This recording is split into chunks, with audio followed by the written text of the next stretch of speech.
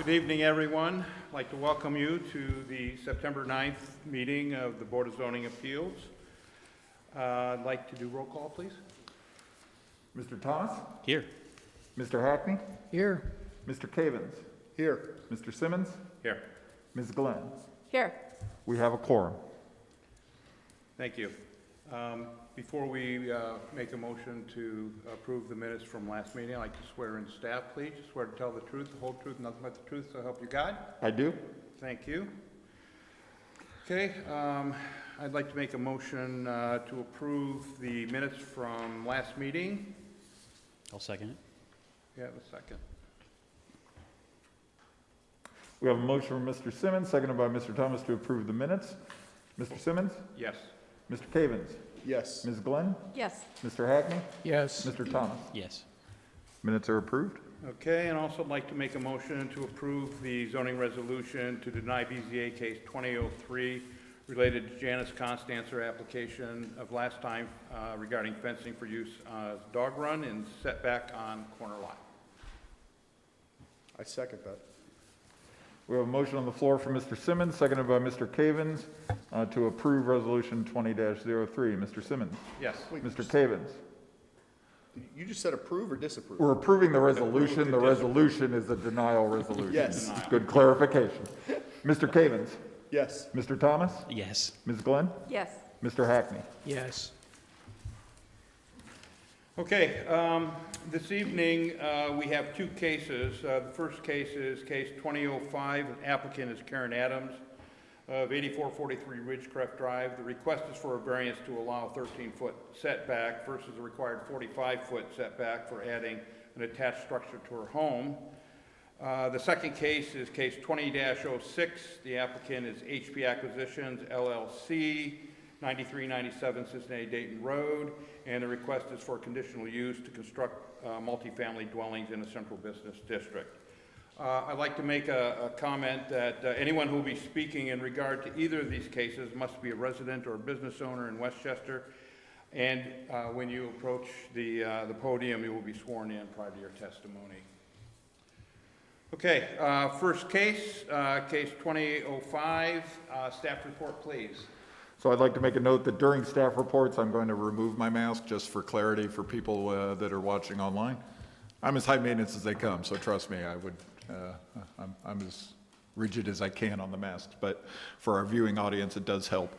BZA case 20-05, the applicant is Karen Adams. Location is 8443 Ridgecrest Drive, parcel M 5620-105-000-019, and the request is for a variance.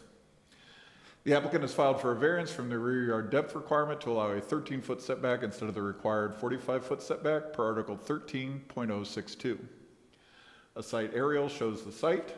The proposed addition is in the rear of the property.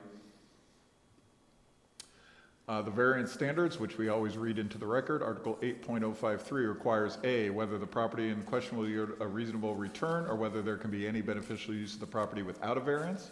B, whether the variance is substantial. C, whether the essential character of the neighborhood would be substantially altered, or whether adjoining properties would suffer a substantial detriment as a result of the variance. D, whether the variance would adversely affect governmental services. E, whether the property owner purchased the property with knowledge of the zoning restriction. F, whether the property owner's predicament feasibly can be obviated through some other method than a variance. And G, whether the spirit and intent behind the zoning resolution would be observed and substantial justice done by granting the variance. Article 13.062, the area frontage yard requirements, just showcases that in the rear yard, the depth is required at 45 foot. On this particular application, the side yards and front yard are fine. They're within the required distances. The issue is the rear depth. Property is zoned R2, kind of surrounded by R1A and R1, but is an R2 zoning itself. That doesn't, honestly, between all those zoning districts, the rear yard depth is not substantially different from each other. Staff comments. In 2019, the property owner filed a BZA application for an accessory structure exceeding 25% of the square footage of the primary residence. This application was denied by the BZA. In this application, the property owner has attached the structure to the primary residence via a breezeway, thus resulting in an attached structure that is not limited to the 25% requirement. However, this new addition is within the required rear yard setback, which is the discussion for this application. I just want to be clear on that. Because it is now considered a home addition, it is not subject to the size requirements, but it is subject to the setback requirements. Consideration should be given to the description request, reasons for variance form, which has been submitted by the applicant. The board is to use its discretion to determine whether the statements presented warrant the approval of the requested variance. This application is now considered a housing addition as it is attached to the primary residence via breezeway. This breezeway requirement has been authorized as meeting the attached structure requirements by Westchester Township on multiple previous applications in the township. That's not to imply through the BZA, that's just a standard zoning. We have a historical record of allowing breezeways to count as attached structures. The size of the structure is not before the board at this time, as attached structures do not have size restrictions. The issue before the board is that the requested addition is set back 13 foot from the rear property line where 45 foot is required. It should be noted that of the 2 rear property lots affected by this reduction, 1 lot is owned by the applicant. Butler County Engineer's Office notes there is a 10-foot easement along the rear property line that should not be bothered by any construction. The structure does lie outside that easement. Other agencies offered no comment. In considering the applicant's request, the board needs to consider other homes in the area, whether the reduction in rear yard depth fits the character of the area. The board should also consider whether the reduction in rear yard depth will cause a detriment to any of the neighboring properties, whether the spirit and intent of the Westchester zoning resolution is still met. The standards also require the board to determine if there would be any beneficial use of the property without the variance. The board shall consider the standards for variances as detailed in Article 8.053A through G. Site photos of the house, the front, which is not really affected here. Here's the rear. She's going to attach, the proposal is to attach via breezeway off the rear, which you can see from her drawing. Well, that didn't work. So the breezeway is here, and that does qualify historically by Westchester standards as an addition. So technically, while this says pole barn building, it would technically be zoned. It would be building code required to be up to housing standards as it is considered a housing addition. That'll be, that's independent of anything we're discussing here tonight. I will leave you with the variance standards, and I'm happy to answer any questions you may have. You did say that there's 2 lots in the rear and 1 is owned by the applicant. Am I correct? So if we go to the aerial, there are 2 lots, technically 3, but this lot is Sure. minorly affected. These 2 lots, this lot is owned by the applicant. This lot, when we get to it, I do have a letter of support from this lot that I will read into the record. Ma'am, please. So yes, 2 lots, 1 owned by the, And we basically do have, 50-50. and we do have a letter of approval or acceptance of the idea from the other lot owner she does not own. We have a letter, and she's apparently here this evening to Even voice better. her support Perfect. for the case, yes. Okay, thank you. Now, again, for the board's notice, during this pandemic time, we are authorizing people to submit comment via email. So when we get to that point, if we have comments, I will read them into the record for you. Okay, any other questions of staff? Okay, I'd like to invite the applicant to the podium, please.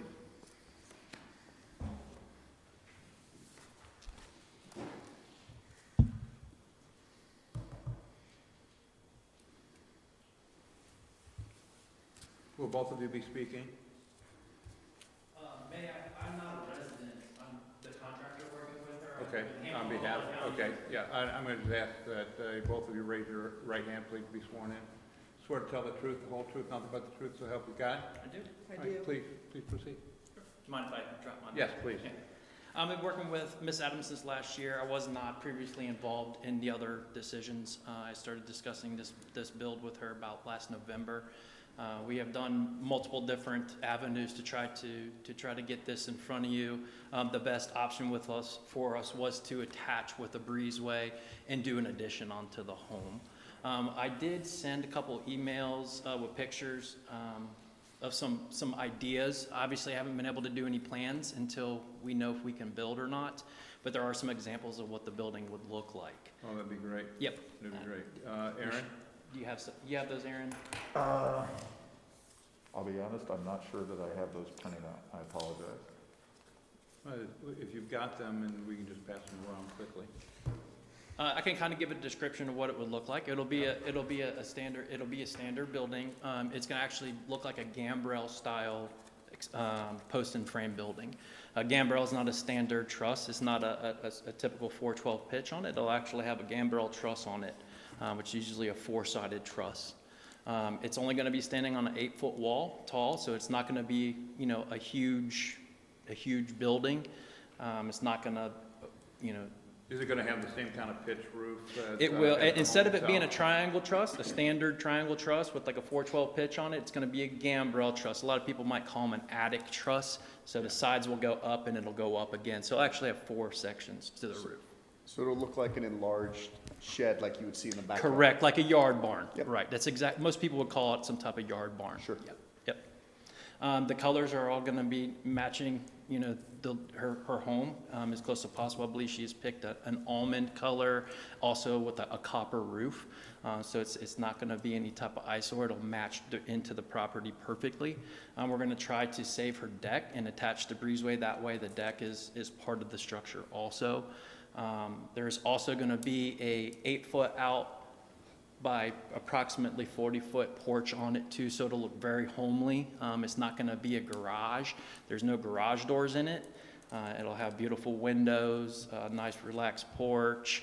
So it's not gonna sit back there as, you know, a detached garage or, So it's gonna be a living space? correct, It'll be a yes. living space. Yep, it'll be completely finished in the interior. It'll be insulated and everything. So it will be climate controlled, obviously, electric, has to be built to. There will be electric, yes, and that will be up to her if she chooses to climate control it. It will be insulated, so if she wants to climate control it in the future, then that would be her And decision. plumbing as well? I don't think there's going to be any plumbing in it. So no bathroom. No, nope. This sounds familiar. Okay. Is there any questions? Can I answer any questions if there's any concerns? Or there will be no driveway leading back to it. It'll be a natural area back there. This is gonna be a slab? Correct. structure? It'll be a slab, 5-inch slab. So there'll be no foundations. There'll be no excavation in terms of digging huge footers or anything like that. We're going to do a post frame building.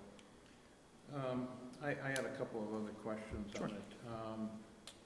The property that it butts up to in the back there, I noticed that there are tree lines back there. Are any of those tree lines going to be impacted by the addition of the? Absolutely not. Everything will be within the confines of her property. There's literally a fence around all property lines. We're within, I mean, not within 20 feet of any trees. Okay. And there is no chance that that's going to be converted into a barn or a structure other than a living space? No, it's going to be completely finished on the interior. It'll be finished as Yeah. part of the house? Yep. How big is the rear lot that you own, ma'am? I have the dimensions on my plot plan. It's a couple 100 feet wide. It's a big piece of property on a cul-de-sac. Is there a reason that you're not just building this freestanding home / barn on that piece of property instead of this one, so it doesn't have to be attached? So we tried to actually combine the properties, and it still wouldn't work in her favor in terms of actually being able to do it. This was the best option for us to be able to do it because there's actually 3 pieces of property that attach to the back property line. Her piece is the middle piece sitting there, and it just wouldn't work, through the numbers and the mathematics and, the geometry of it for that to work. Okay. Any questions, any more questions of the applicant? Yes. Yeah, are you going to speak to my neighbor who would? Yes. Oh. Yes, we sure will. Okay. I'd love to answer any more questions if anybody has any. Okay. Not this time. Thank you. Mr. Chair, if it pleases the board, I have a picture I'll share with you. Yes, please. More than one way to skin cap. Right, yeah. You could just hand out the package from last year and imagine a breezeway. Okay, now that is, now that has garage doors on it. Please come up. Randy, it's the same one as last year, except they put a breezeway. There will be no garage doors on the structure. I sent a handful of examples of buildings that we've done. Gotcha, so it's that structure, but. Correct. I but just did it created so into you a can living see environment. aesthetically what the building would look like. There will be 2 man doors in it, one on each side. There will be no overhead doors, no sliders. It's an oversized yard barn That's absolutely correct. with a breezeway. That's correct, so And that we could do it that No, way. no electric Oversized heating playhouse. back or plumbing. Thank you very much. You're very welcome. It's a yard barn. Okay, is there anyone that would like to speak on behalf of the applicant? If so, please come up to the podium, please, and we will swear you in.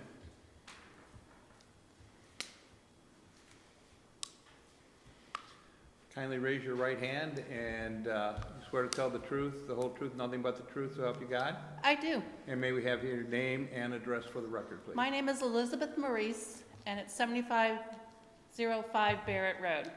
It's the house directly behind Karen's house. Okay, so it's the adjacent property butting up? Yeah, so I'm the adjacent, mine goes, it covers, Karen owns the back of the house next door to me, because at one point in time, she purchased that property and kept the back part. So I kind of refer to my property as the backyard and the field.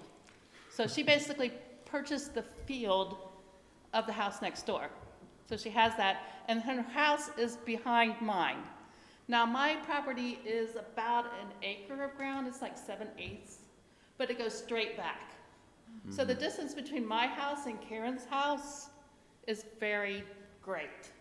I mean, there's been other people that have the same type of lots, and they've built a house in the back part of their lot, is how much. So the neighbor down the street has a house in the front and a house in the backyard. So it's very deep.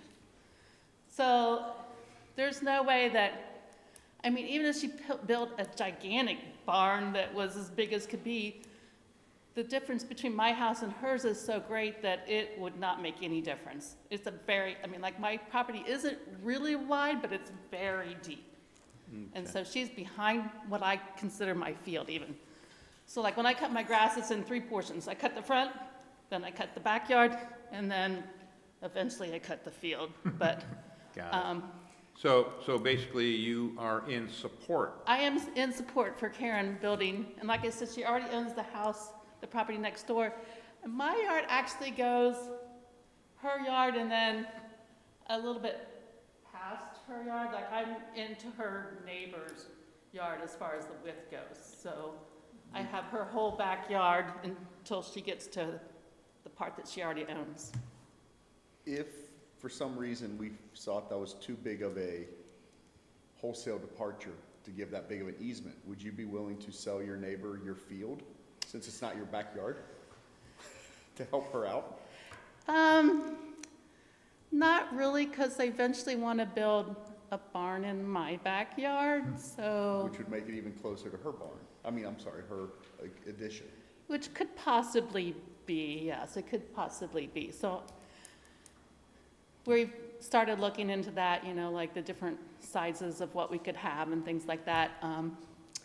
But until I actually retire, that's kind of not going to be. Not on the table. So we got a few, maybe 5 years, and then the retirement plan is to build a pole barn that the hubby can play with his cars, and I don't know. We got an 85 El Camino in our garage now, and So you have a use for your backfield. I have a use for my backfield. Okay. But I don't see where there could be anything that she could build that would really,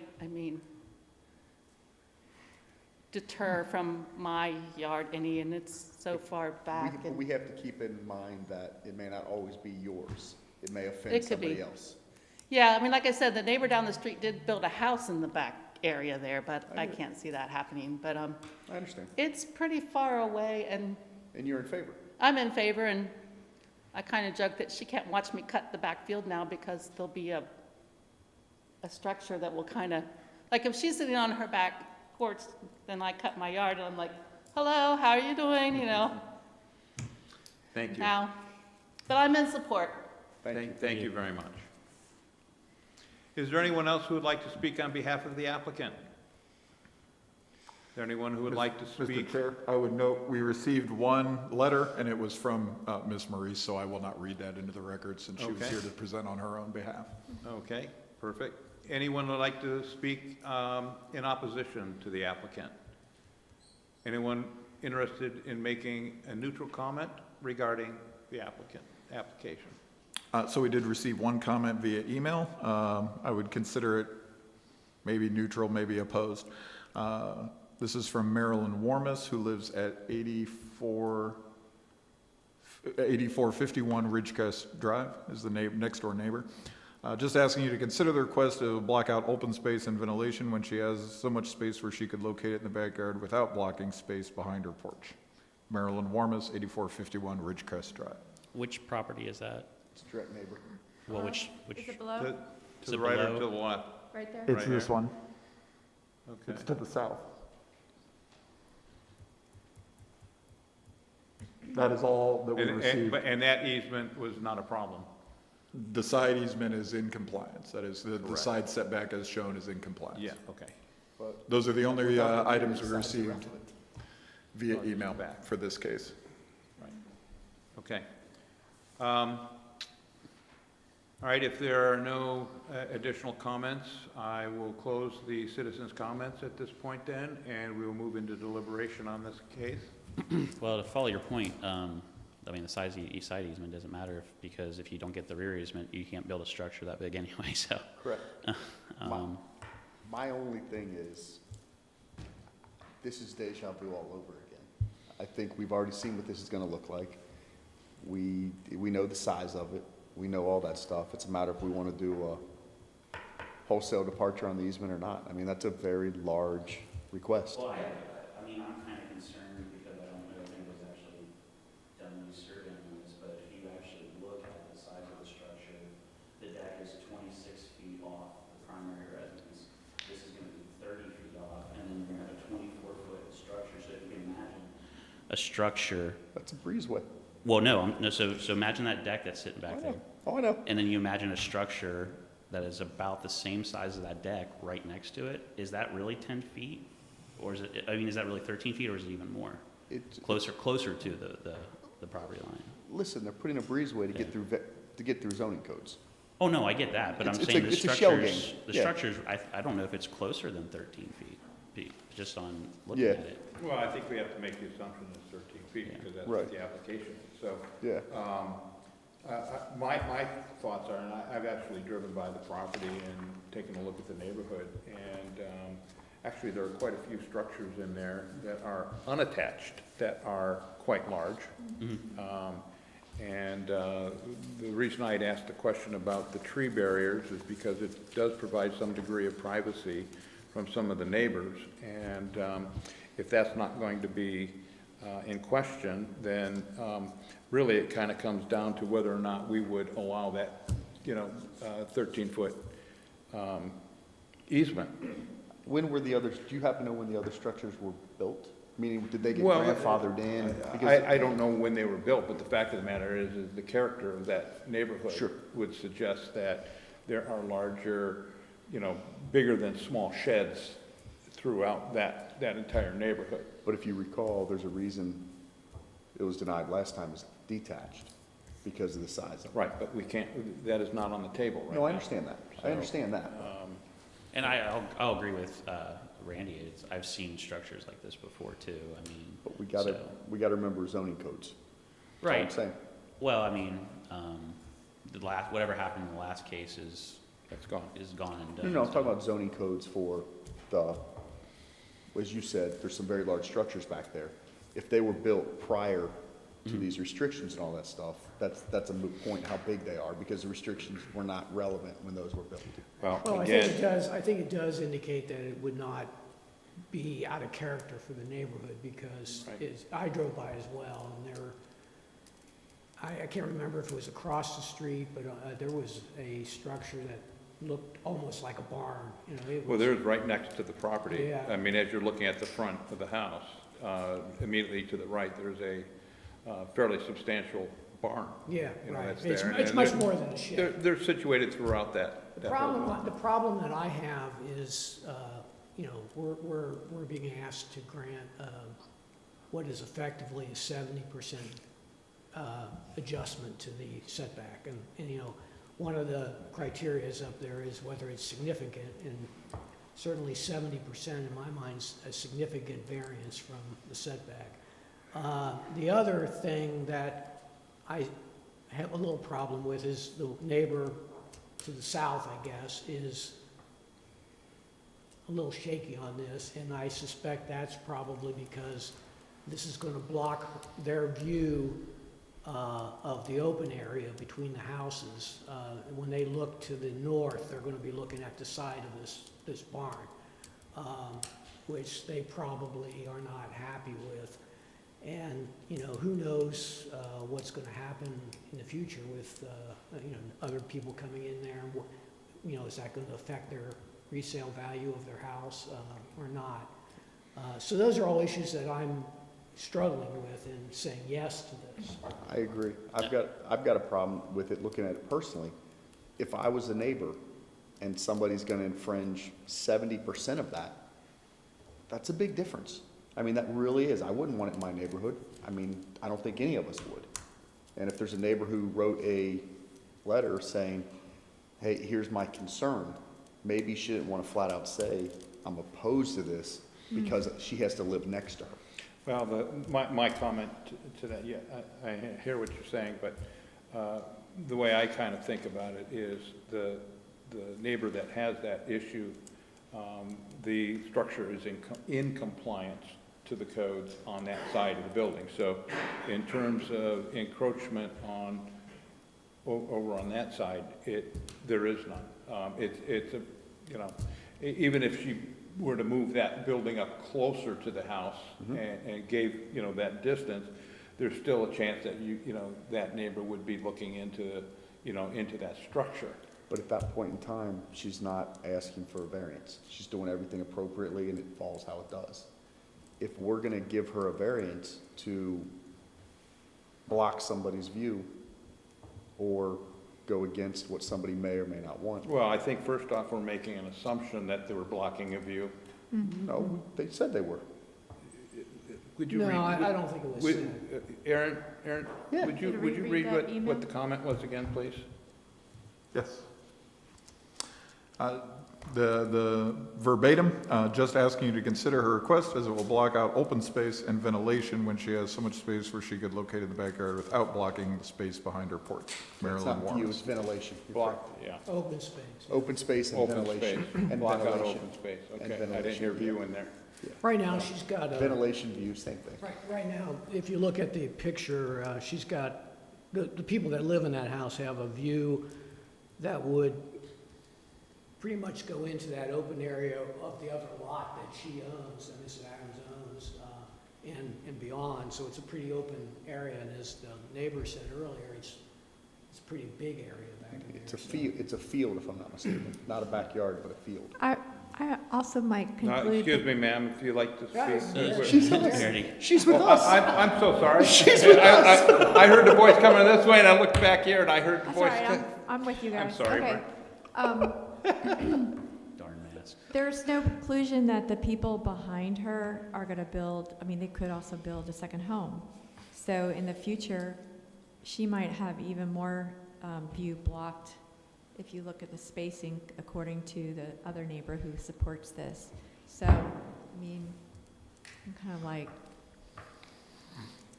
I think in this particular case, she's well within, you know, we just have to decide on the 30 feet I'm and the personally not, variance. which- I'm personally not okay giving 70%.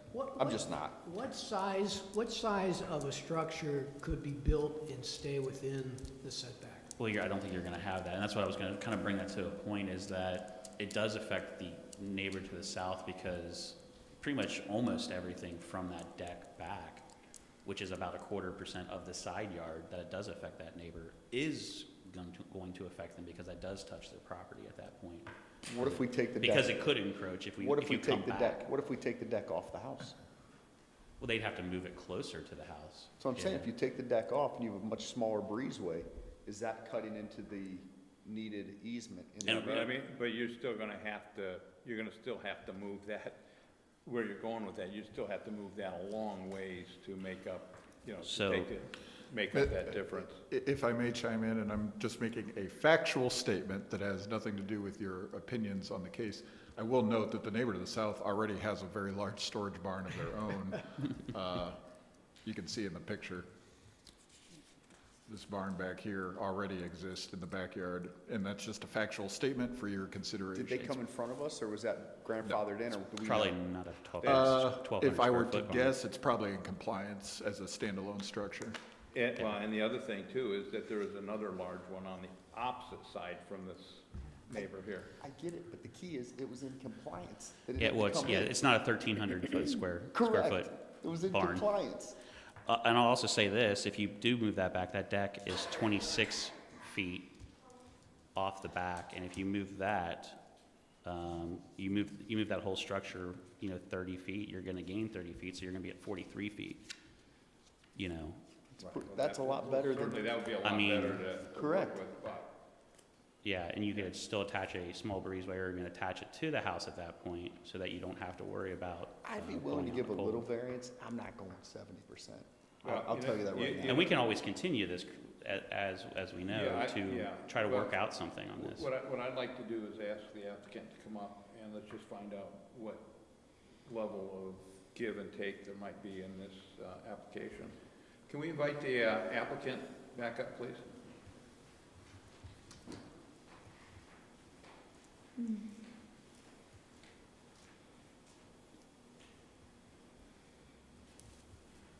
Okay, so obviously the issue is the distance and the setback. And, if it were a little bit of, variance from what is in the code, then there'd probably be less an issue here. But we've got a huge gap. So the question that I would ask is, what is the possibility and willingness to make the structure smaller or move it closer to the home? So you want me to tear down my deck? I'm not asking We're you to not do asking anything. you to I'm do not asking anything. you to We're do asking- anything. That's the only other way to do it, I guess. Well, you've heard the testimony up here, and this is what we're talking about. So we're trying to find common ground here, and So as so the the- question is, As the proposed building sits, I have probably a 6 to 8 foot gap between the back of the deck and where the structure will start. So one right there, I know I can gain a few feet closer to the deck without even touching the deck. But we're still having to give a huge variance. You probably wouldn't want one of your neighbors doing this. I could be wrong, but most people would say, let's treat everybody equally and fairly. okay, so if you moved it up, that brings it to what, 27 feet? No, Yeah, it's, so- Twen- excuse me, As it excuse me, sits right 21 now, as it 21 sit- feet? You as could it move it 8 feet closer, is I that what you're could, saying? without touching the deck, I can get it to 20. Now, if we start 20. getting into the deck, then I can, start moving it Okay, closer. Is there a so, problem with 20? Yeah, this new structure has a breezeway in essence, or a sitting patio area attached to it, correct? With the roof overhang and over all that stuff? Correct. Couldn't that take the place of your deck?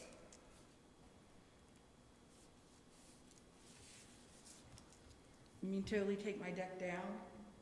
Totally knock my deck down? I don't know if the whole thing would have to go. It would get us a lot closer to the house. We're just trying to So make it a would we little, cut like half of it off? So I think your deck is 28 feet. It's I pulled the- 26. Yeah, so I according pulled the to measurements the many times. I Butler think it's County around auditors. there. so if you could move it 6 feet closer and then take 13 feet off the deck, that's 19 feet right there. We're almost there. And Yeah. that would still leave you with Some deck? 15 foot a deck, 13. 13. here's what, because I don't think it's fair to ask you to make a decision right here. Oh, I'm Okay. gonna make it now. So what I would like to do is give you an opportunity to go back and noodle through this, and then maybe come back at the next meeting, and we'll listen to this case one more time. We'll give you a continuance on this case, so you don't have to pay another couple Yeah. $100 to do this, or any of that. If we had to take part of my deck off, I can go with that. And again, if we give you approval saying we're gonna give you this amount and you choose not to do it, you don't have to tear your deck down. You don't even have to do the project. We're just trying to make sure you can get what you want Right. without Yeah, us that- going that- completely against everything in the township. Yeah, and the thing is, I think you would be well served if you came back at the next meeting, gives you time to think this through, and then come back, and it's not, we'll do approximately this. You will know, after you think through this, what that distance is. So we'll know, and we can rule on it at that point. Well, I pretty much know now. I mean, that's my only option to get it. Do you know what that, okay, so what is, So, so what is that setback then, based on this yeah, so conversation? What would what's it it be? gonna be? So if I moved it, I Yeah. know it's about 6 feet, so that's 19, well, that's 20. And in all fairness, if the math might not be 100% right tonight, it might not be a good idea to do that. Yeah, I would, I would suggest I that think we you- should probably come. that you- I would take the Yeah, continuance. let's continue. Yeah. We're gonna, Is it gonna be another month from now? Yes. Yes. If I may, to the board, working off some of the numbers he's given, 8 foot plus 13 of the deck, you would have a 34-foot setback at that point. So if the board were comfortable with, say, a 30-foot setback, and I'm just giving you options, if you're comfortable with a 30-foot, that gives them a little bit of that leeway if she's comfortable with that tonight. I'm way That more would comfortable be with your that. decision to I'm make. on board with that. I would I'm way be more on board with comfortable. it. Yeah. Okay. I think we know what we need to know. Thank you. Okay. All right. I can Somebody definitely, like to make a motion? I'll make the motion. I'll make the motion to approve case BZA 20-05 with the stipulation of a 30-foot setback on the back. I'll second it. Roll call, please. Yes, we have a motion by Mr. Thomas, seconded by Mr. Cavens, to approve BZA case 20-05 with the stipulation that the setback be set at 30 foot instead of the requested 13 foot. Sorry, it's on the next page. Mr. Thomas, Yes. Mr. Cavens, Yes. Ms. Glenn, Yes. Mr. Hackney, Yes. Mr. Simmons. Yes. Motion passes. Look at that. That's Okay, that is teamwork. congratulations, thank you. That's teamwork. Yeah. Good luck. Now, Enjoy again, your for the building. board's note, at the end of this meeting, we will actually attempt to pass the resolution that grants that actual variance as well, so that they'll have that legal notice. Yeah, yeah, that works. And by the way, I think that this discussion shows really good faith on the part of the board, working with, our community to try to find common ground in, It's a win-win situation. so win-win situation for everybody. Okay, I'd like to move into the second case, case number 2006. Applicant is HP Acquisitions LLC at 9397 Cincinnati Dayton Road. Request is for a conditional use to construct multifamily dwelling in the Central District. Can we have staff report, please? Applicant is HP Acquisitions LLC. The location has an address, but easier to find is the southwest corner of Union Center Boulevard and Cincinnati Dayton Road. I hesitate to use the Cincinnati Dayton Road address because the property, frankly, is not part of it. It would confuse the issue. It faces UCB. The parcels are M5602700012, 39, 73, 31, and 45, and the request is for a conditional use. The applicant has filed a conditional use per Article 31.031 to construct multifamily dwellings in the CBD Central Business District. The site aerial shows the site. Streets of Westchester are over here. Savoy is here, the current apartments.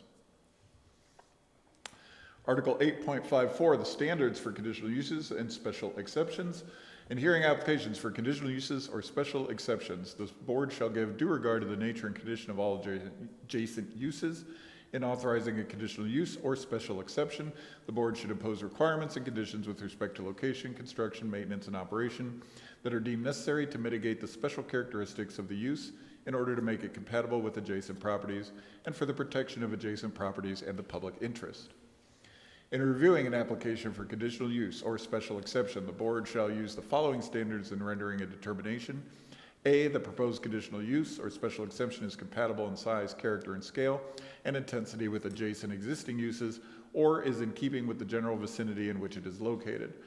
B, special conditions or requirements imposed can mitigate the special characteristics which are inherent to the use and enable compatibility with the existing neighborhood and maintain the spirit of this resolution. C, the authorizing of such conditional use or special exemption will not be of substantial detriment to the adjacent property or surrounding neighborhood. In the CBD, Article 30.03 just lays out the idea that in 31.031, attached or detached single or multifamily dwellings are a conditional use. The density of the multifamily dwellings in the CBD shall be determined by the Board of Zoning Appeals pursuant to Article 8.054, which we just read, and not necessarily restricted to the development standards of the R4 multifamily district. Here just shows the zoning of CBD, pretty much surrounded by CBD. There's a little agriculture to the east here, but generally it's surrounded. Consideration should be given to the description of request and reasons for conditional form which has been submitted by the applicant. The board is to use its discretion to determine whether the statements presented warrant the approval of the requested conditional use. If the applicant wishes to construct a 293-unit multifamily complex at the currently vacant site, units will be a mix of 1 and 2 bedroom units with no 3-bedroom units in this complex. The facility will have on-site amenities for residents. While each site is unique and at the discretion of the Board of Zoning Appeals, negotiations with the applicant have resulted in the following proposed conditions for consideration by the board. 1, that those portions of buildings 1 and 5 that face UCB shall be constructed using a minimum of 50% high-quality masonry or stone and no vinyl siding. 2, the interior streets and parking areas shall remain private areas for purposes of snow removal, maintenance, and repair. 3, all installed landscaping maintenance, including those items installed along the public right-of-way, shall remain the duty of the property owner. And certainly additional considerations may be considered by this board. These were just ones that staff had sort of negotiated with the property owner already. And that does not behold you to those at all if you wish to make changes. In hearing applications for conditional use or special exemptions, the board shall give due regard to the nature and condition of the adjacent uses. In authorizing a conditional use or special exemption, the board should impose requirements and conditions with respect to location, construction, maintenance, and operation that are deemed necessary to mitigate the special characteristics of the use in order to make it compatible with adjacent properties and for the protection of adjacent properties in the public interest. Not noted in the staff comments because it is not before the board here this evening, but there was substantial negotiations with Westchester Fire Department as well related to this site. And their comfort level with safety services being offered to the property. Again, those aren't before the board tonight. There's something that they would have to do through zoning anyway. Captain Scott Brooks from Westchester Fire is here if you have any questions related to their fire requirements that they've been negotiating with the property owner. Again, just making you aware that there's been a lot of staff back and forth on the property. Some site photos, just basically showing vacant. This is looking towards the streets of Westchester.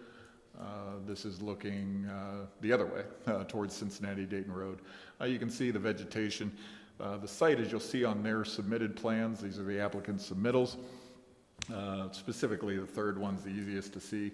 The site is essentially a peninsula. The river comes around here and also dips up here as well to the west.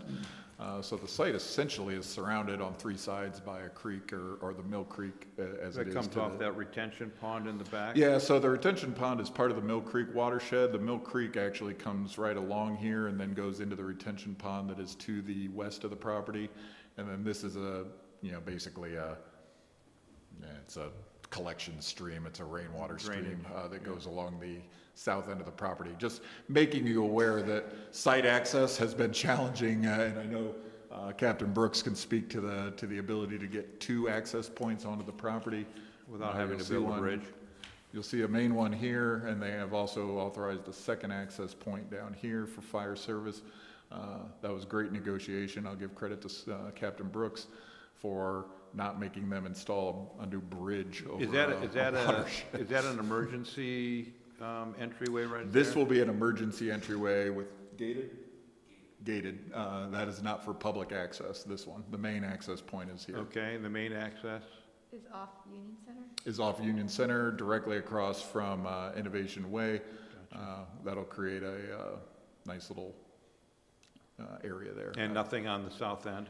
Nothing on the south end. The creek Okay. prohibits basically anything on that end Okay. from being feasible. Is that the area that flooded this year? Didn't streets of Westchester flood? The area that floods is actually more south of this site. It's more on the Windish streets of Westchester, kind of by where Bass Pro is scheduled to go.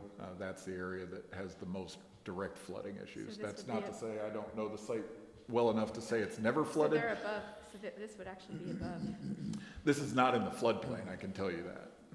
And this backs up to the already existing multifamily. Savoy, which the applicant also developed, is here to the southwest of this site.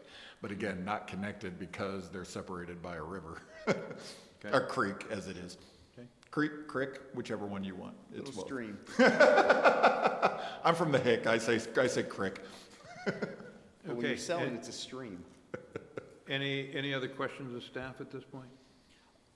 Aaron, would Yes. the property, the peninsula part on the other side, would that fall under this as being redefined as well with this resolution? Yeah, so just to point out, we're not redefining anything with the zoning. That would be a zoning commission application, not a BZA application. With conditional uses, they are inherently presumed to be approved uses in the property. However, they require certain special conditions. So I hesitate to say a re-application of the use because the zoning code already allows for these to be where they're at. We're not changing the zoning. The zoning is in place. The zoning will remain the same. If you're referring to this land? Yeah, on the other side of the river, that, Yep. So that would remain CBD. They would. it would not be affected by this Would conditional not be use. affected by this whatsoever. And I had another question. On parcel ending in 017, it's the furthest west parcel. Yep. That backs up to, it looks like lot 96, and I can't tell exactly how far that goes from the drawing, but that is part of Streets of Westchester? To answer the chair's question, all of these properties, including this little stretch that comes back here, Yeah. is actually owned by the Streets of Westchester Okay, currently. so in the yellow, right there, the tip, the very tip on the, This here? no, other This? end, to the left, right there. Yep. All right, so the only thing that I can see there is a possible, is that a stream or is that just a runoff area right Yes. there at that tip? So the stream comes kind of around, you can see it's the Mill Creek. It kind of Okay, wanders around. The area, the one that most affects the site is not the Mill Creek. It's Right. a Put- stormwater put your tributary. pointer right on the tip for me. Right there, okay, now, right straight west from there, okay? What is that right there? That's the Mill Creek. That's the Mill Creek Yeah. right there, okay. You have some collection retention areas here that feed into it, but the Mill Creek is actually, this retention pond is Yeah. in the Mill Creek. And I'm assuming they've already done watershed studies and all that stuff, so we don't need to worry about that. Yeah. That would likely not be something the board needs to be considerate of. Good, just Okay. checking. I will say this, in their course of application, they will need to meet any kind of stream requirements, or that's a fair question, but they would need to do that no matter what you decide tonight. Right. Any other questions of staff? Okay, I'd like to invite the applicant up, please.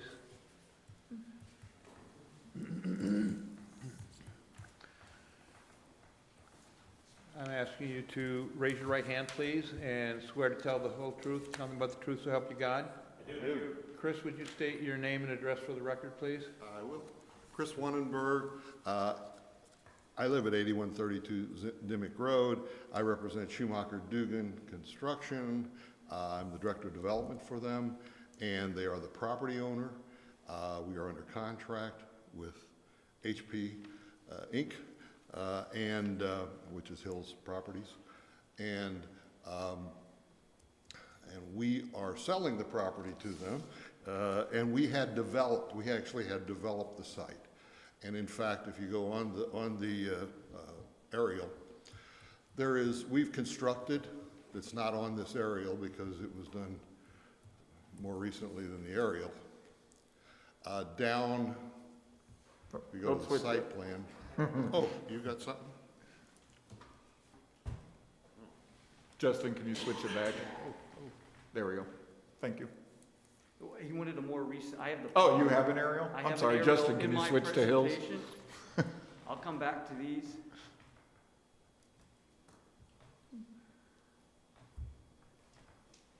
Oh. Just X out of that.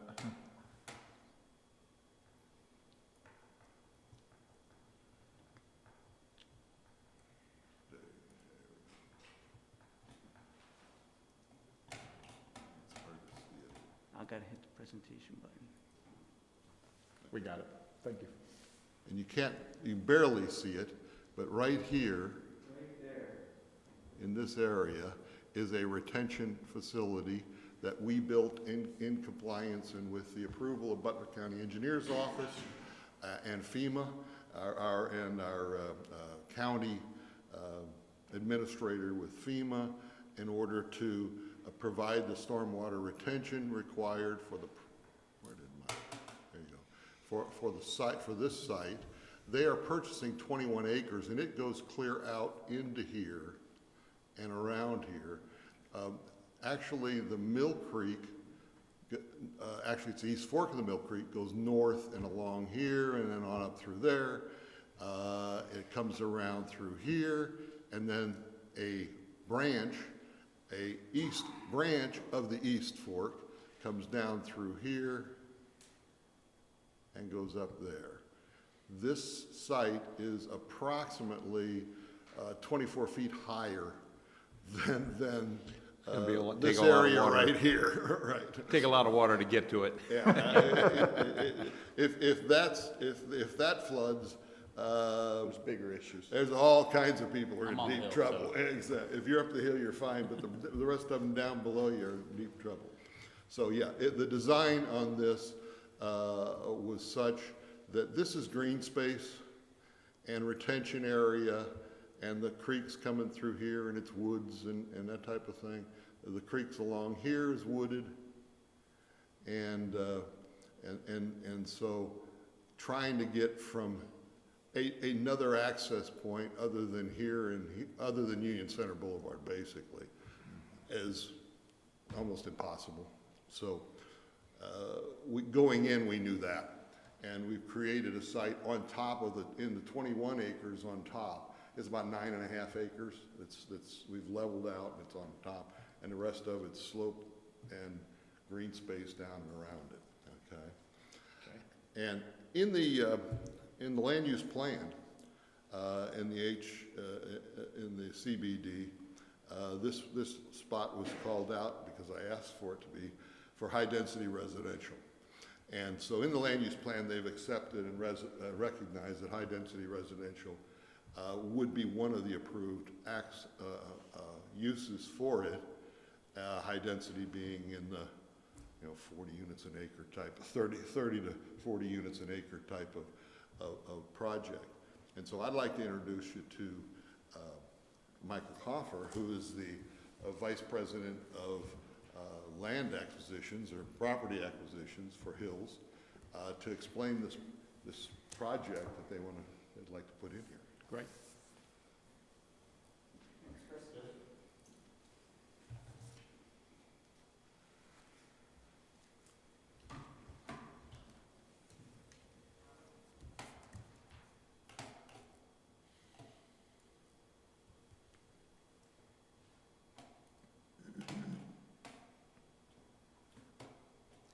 This is a little sensitive.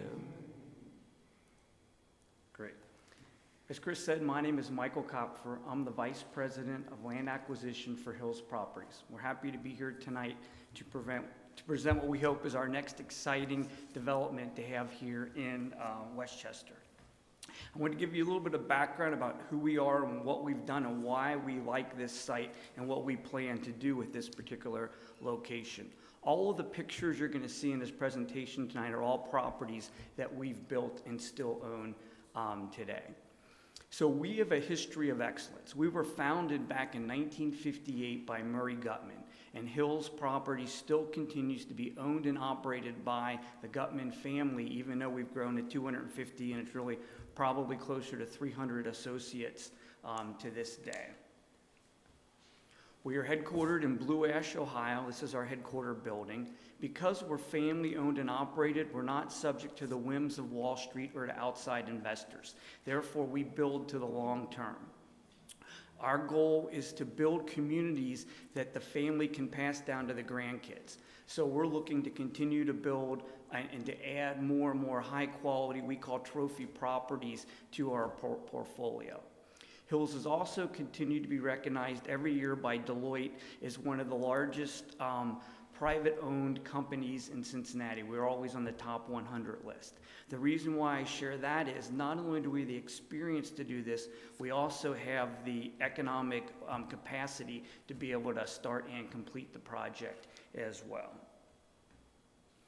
In our 60-plus years being in business, we've developed over 85 communities successfully, and that includes over 15,000 total multifamily units. We've also won numerous national awards for many of our communities, and I'll share a couple of those tonight. Back in 2010, coming out of the Great Recession, we had been in this business for 50, 55 years. We really saw the emergence of what we'll call the renter by choice. And it's made up of two primary groups, the professional millennials and also the empty nesters. These are people that choose to live in a multifamily rental community even though they could easily afford a single family house within the same community. However, based upon their lifestyles and stage in life, they don't wish to have a house at this point in time. The professionals, don't know if they're going to be here in 5 or 10 years and where their careers are going. And the empty nesters, a lot of times, want to downsize out of their 4 and 5 bedroom home and still have a place in the community that's close to their friends and churches and organizations they belong to, but they may want another place in Florida or somewhere else as well. So they want a no maintenance location that they can live to visit the grandkids and be part of the community, but also have the flexibility to vacation, other times of the year in other locations. So we've really noticed this, growing as the demographic has aged in 2010. So our first community actively targeted towards this demographic was Palmyra, which is relatively close to here in Deerfield Township. It's 360 units, and we completed it in 2012. We were happy that every single building leased up prior to being completed, so it was very well successful in the marketplace. What we also noticed is that our average age is over 40, and when we look at the rent roll, we have been successful in that it's the professional millennials and the empty nesters are the majority of the renters in that community. So it performed exactly as we had hoped, that it would. And that's the same demographic that these are going to be targeted at? Yes, sir. The difference would be the Palmyra is mostly a 2- and 3-story, more traditional, spread out, suburban style community. And it was so successful that in 2013, the National Apartment Association awarded it the National Community of the Year for the whole country. So the number one community wasn't in Austin, it wasn't in Atlanta, it was, right here at our Palmyra. And here we are on the cover of Units magazine, which is the national publication by the National Apartment Association. So coming off of the success of Palmyra, we wanted to have an opportunity to do it in a mixed-use, CBD downtown kind of setting, and that's when we were fortunate enough to come across the site of the Savoy at the streets of Westchester. So we took our knowledge of Palmyra and the demographic we were after and the amenities that we used there, and we were able to put it into, the CBD zoning here, in Westchester and become part of the streets of Westchester. And so while we have 2- and 3-story buildings more spread out at Palmyra, we have that are buildings at Savoy that are 4 and 5 stories. So we have a total of 272 multifamily units at Savoy. They're 1-bedrooms and 2-bedroom floor plans. We completed it in 2017, and I'm happy to say that every single building at Savoy leased up prior to being completed as well. So it's been highly successful in the marketplace, even through COVID and everything else we've gone through. It's still very successful and still way up in the 90s as far as occupancy goes. Because it's the renter by choice, it's not the people that are putting together every nickel to pay the rent. These are people that could easily afford to buy a house, but they choose this lifestyle. So they have enough assets that they can easily afford the rent. So at Savoy, our demographic is the professional millennials and the empty nesters. Our average age is over 40. The exact number is 43 is the average age. Our youngest resident is 22, and she's an RN nurse. And our oldest is 84, and he's a retired gentleman. So in this one community, we're able to mix all the different, age groups to cohesively live together because they have a similar lifestyle. They eat at a lot of restaurants. They go to a lot of movies. They're an active, group. People that are having kids are in the single-family homes. This is for the people before that and for the people after that. That's who we've successfully catered to. I want to show you some of the pictures and some of the quality. All of our floor plans are open concept with big islands in the kitchen. We use double crown molding in all the living areas and in all the kitchen areas. We use the custom two-tone painting in all the living areas as well. It really sets it off. Our typical unit size is larger than most of our competition. One reason is because of our master bedrooms. As you can see, our number one requirement for all master bedrooms is that they can fit a king-size bed and a nightstand on both sides. So particularly for the empty nester demographic, they a lot of times have a bedroom suite that they really want to keep. They want to downsize, but only so much. They want to keep some of their furniture and comforts. So they particularly find our larger master bedrooms that really fit their style and their furniture. We also use extra large, energy efficient low E windows. We include the 2-inch wood grain blinds with those windows. On our balconies and patios, instead of sliders, we use the higher end, more expensive French doors. All of our balconies, we use metal railings as opposed to vinyl railings that others may use. So because our goal is to own it long term, we tend to put more money into the features in the building because we don't want to have to replace things in 2 to 3 years. So we probably spend more on the HVAC, more on hot water heaters, more on the roof, more on the carpets. If we were going to sell this in a couple years, a lot of people may not spend as much. But because we're going to continue to manage it in the long term, we spend more money up front so we don't have to come back and keep fixing things in the near future. Here's on our kitchen some of our elements. We talked about the open floor plan. We use large, so the extra tall cabinetry, and we use the solid wood. We don't want cabinets that are going to be falling apart. We want them to last.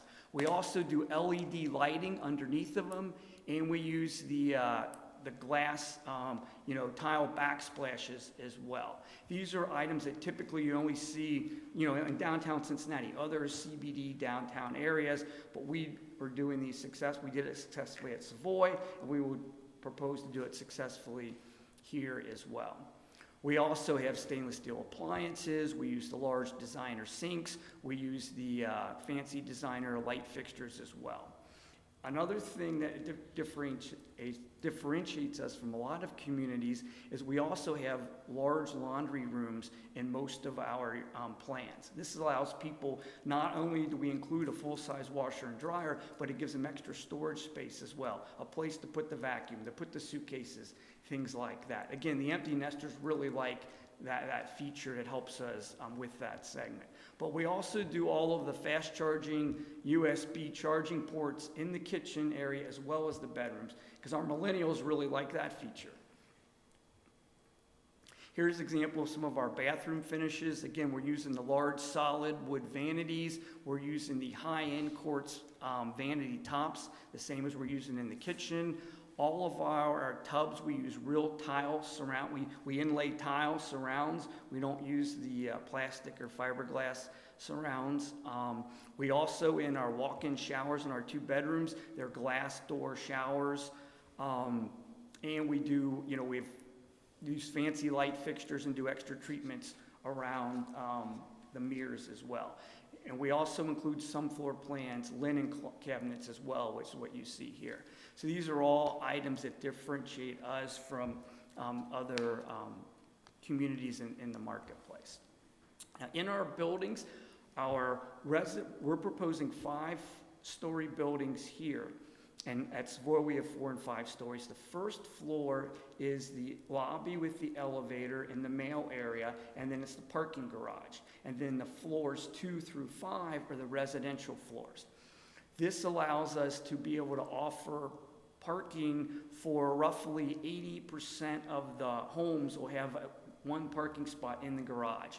So there's a door where you come in, you click the button, and it goes up. You go in, you pull into your spot. You can see we finished the garages, so they're finished drywall, they're clean, they're crisp. We have windows on the outside to keep the elements out. So our professional people, we're talking about, nurses and doctors, they really like this feature to be able to come in, park, the door goes behind you, then you can go to the elevator and go up to your residence. We also include bicycle parking places in all of our buildings as well, particularly when we're so close here to the streets of Westchester and other areas. I can see this be used a lot for people to hop on their bike and go to a restaurant, go to Top Golf and hit some balls, things like that. These are actual elevators at Savoy. Here's a main residential floor. This is the garage. Coming in and out of that garage space, this is the kind of elevator vestibule we have that you wait for the elevator to go up to your floors. So all of the buildings will have elevators and every floor will be serviced here. We also, all the buildings have key fob access to get into the buildings, and they have call boxes. So if you have a visitor come or a pizza guy comes, they just call in your number and you can buzz them in to get your delivery. Any of your buildings, you've got a lot of features and stuff built in. Do you build to LEED standards? We've looked at it in certain places. What we found is a lot of our elements are already pretty close to being LEED standards. So we've not dedicated this. Savoy is not dedicated to be LEED, but we're already using a lot of LEED practices in our normal building that we do. So these are not? So these are not officially LEED where you pay and go get it certified as LEED, but we're already using all the water restricted faucets. We're using high efficiency HVAC, high efficiency water heaters. We're using the lighting that's efficient. So we're doing a lot of those features already as part of our natural building. What are your rental rates basically running on the Savoys right now? So Savoy, we're running around $1,300, $1,400 for a 1-bedroom. Our 2 bedrooms, the mid-size is about, I have it written down here, so is about $1,700, and our largest, which are about $2,000, $2,100. Okay, so how would that compare to what you're going to be, putting in with? We envision that being very similar to what we're proposing here. Savoy has been so successful that we view this as being a twin community of Savoy. There's going to be a few upgrades of things some different, mirror features. We may do some half bath options in here that we didn't do at Savoy. So we're always learning, always getting better. So it may be a little bit better than Savoy, but that's our model that we look at. Do you have a picture of what you're thinking about putting in at this location? I'll get to this is a fitness center that we have at Savoy. We'll be putting a similar. You can see it's got cardiac area, the weight area. We also have a spinning yoga studio as well. Residents have 24-hour access to this. We also have a full kitchen and a club room that leads into the pool area. We do a lot of monthly events. We have wine tastings. We have guest chefs come in. We do book clubs, things like that with our residents. We also have a cafe space as well for a more intimate group that can gather in there and have a big screen. There's TVs all in down here, but big screen TV in here as well for particular movie viewings or sporting event viewings that people may want to do. We include a large sun terrace and a heated saltwater pool. This is the pool and the fountains that we have at Savoy. At Savoy, we'll have here as well, these are outdoor fire pits, outdoor grilling areas, and you can see how it comes together for a full amenity package, in the central part of the community. We are happy also to be able to announce that in 2017, Savoy won the National Award from Excellence from the National Apartment Association for communities that are 150 units and higher. We didn't get the whole thing, but we got the 150 and up piece of it. So Savoy is also a national winner as well of an award. And here's a nighttime view of Savoy and the amenities. One thing that differentiates us from a lot of companies that are out there is we take it from the beginning to the end. We're the builder and the developer. So we build, we're the construction manager, we organize all the subs, we're in charge of every detail in the building that's in-house in our corporate office. Once it's built, they then walk it down the hall, give it to our in-house property management and leasing team, who will then manage and lease it into perpetuity as we continue to own it. So it's all in-house, so we really think we do a better job of building better because we're also going to be managing it at the end, and our management team wants to make sure, that they're getting, what we need in the marketplace. So because we do both ends in-house and we don't sub out the construction and we don't sub out the management to third parties, we control it all. We think it gives us a better overall quality at the end of the day. Which brings us to the Union Center Boulevard apartment site here. So what we're proposing is to have 5 buildings that are all 5 stories in height. All of them would have first floor garage parking, just like what we have at Savoy, and the residents will be on floors 2 through 5. Here will be our central pool amenity area. We'll have the management leasing office here, the fitness center, and the clubhouse. All of those features will be in this part of the main amenity building here. There is a creek that runs all the way down through here. Here's a retention pond that's already in that services this site. When we had the highest rains, it was cresting like at 1 or 2 in the afternoon, whatever it was. I came out to the site that afternoon because I wanted to check for my own information to see, and I'm happy to say there was no flooding on the property and there was no flooding into or out of the pond as well. It was adequately sized to handle it. Now in the creek down by Savoy, the level was up in the creek, but even at Savoy there was no water problems at Savoy. Those were all further south of But you're adding a lot of asphalt, which is going to change all of that.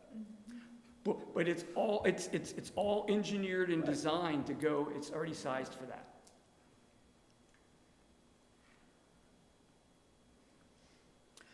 So here's the overall aerial of the neighborhood site here. Here's our detention pond here. You can see we're backing up to Savoy.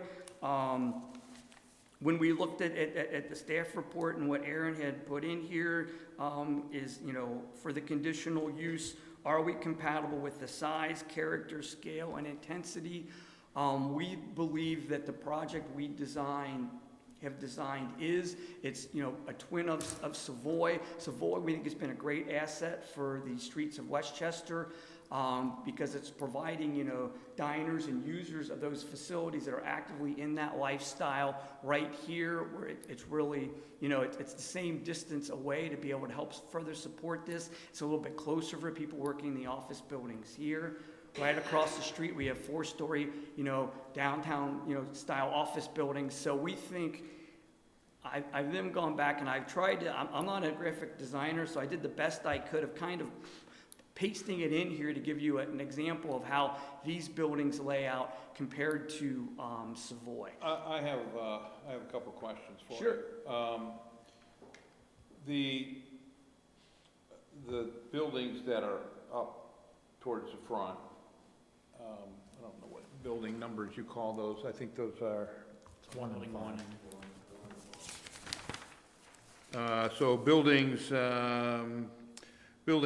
and 5, for example. Those are it's the patio that we're looking at from the road, correct? That's the patio. What kind of, concealment do you have from a landscaping standpoint to prevent looking at that? The reason I'm asking, one of the things that I'm questioning here is, we've got some properties here in Westchester that, are on a main thoroughfare, and as you're driving along, you're looking at the back of some of these apartments, it doesn't look so hot, and the fact that we're looking at this being in the central business district, it's pretty important to maintain phenomenal, like the word I'll use, curb appeal. Yes. Okay, and probably don't want to see that kind of stuff. So what are your thoughts about protecting against that? I think that you'll see that our design standards that we used in building Savoy, we've got the same concept, because driving around the streets of Westchester, you're seeing the back of those Savoy buildings as well, very prominent, particularly from the Top Golf location. And we're used to building in downtown areas. We built 4900 in downtown Blue Ash as well. So we design these facades, particularly, no one cares about this more than we do, because this is our main leasing window. This is our drive-by traffic window. We're going to be leasing, all the time. So we're always open for business. So we really care what this front looks like and what the front of these buildings looks like. Our but you've got, I'm thinking about Cincinnati Dayton Road too. I mean, you're coming down, because that's the patio side, right? Well, the first floor is going to be garages, correct? The beautiful part of the first floor is garages. So our residents start on the second floor So they look like balconies. and go up. So the balconies balconies, start okay. on the second floor. Okay. Maybe to help. Exactly. And this is hard to, this is heavily treed through here. So I'm not sure how much visibility from the road we're going to see. We're actually looking forward to having the, being able to offer, we're keeping all the trees. We're not taking any, we're building up what's been disturbed. So we're not taking any of the existing trees down. We're happy Gotcha, because okay, that's good. going to be a Good. great. That's gonna conceal it right there. Yeah, I was gonna offer that, because I drive that every That's going day. to be a wooded feature they can upsell. And Yeah. And the residents, we're going to get premium rents because of the nice creek views we're able to offer. Savoy, we don't have that. We just have one building. It's, more, just the dents. Here, we've got able to spread these buildings out, and all of these buildings have great views of that tree line. And I'm the assuming creek. because you have 1 and 2 bedroom, you're also going to go for a younger demographic, which is going to add more restaurants and bars and good stuff to streets of Westchester. That's exactly what we've seen and what's happened at Savoy as well. Yeah, it's the same. Our goal is to build, Savoy number 2. 4 years later at this point, we're going to do a couple of nuances, improvements that we've learned in the meantime. But we're going after, it's the same market. It's going to be a very similar product. One of the things that is important in the development of our community has been the walkability aspect of it, and it's been kind of a painful push, if you will, to try to get that connectivity without it, coming out of taxpayer dollars. I looked this over fairly carefully, and I was looking for where those points of connectivity are, and I didn't see anything here in your plan for connecting to the rest of the central business district. Right. What are your thoughts about doing that? Well, we've looked, there's an existing sidewalk that runs up and stops right about here. It stops before it even gets to the Right. property that we're looking to purchase. And the reason it stops is because there's a big drop off in the topography there, and also the county engineer has placed utilities in a couple points through there as well. So we'll definitely have sidewalks around our buildings, in front of our buildings right here. Whether we can make a full connection remains to be seen. What we, how that can be engineered with the obstacles there, and whether it's feasible with the topo and the utilities that are What if existing. Aaron, what conversations have taken place with regard to that? So the concern is that we certainly are within our rights to condition things on their own site. We get a little trickier legality when we start conditioning things off-site. The connection itself, so I guess what I'm saying is perfectly acceptable for this board to require them or condition them to put in a sidewalk on frontage that they have. But it won't connect to the existing because there's a parcel between them that That they doesn't don't have. own.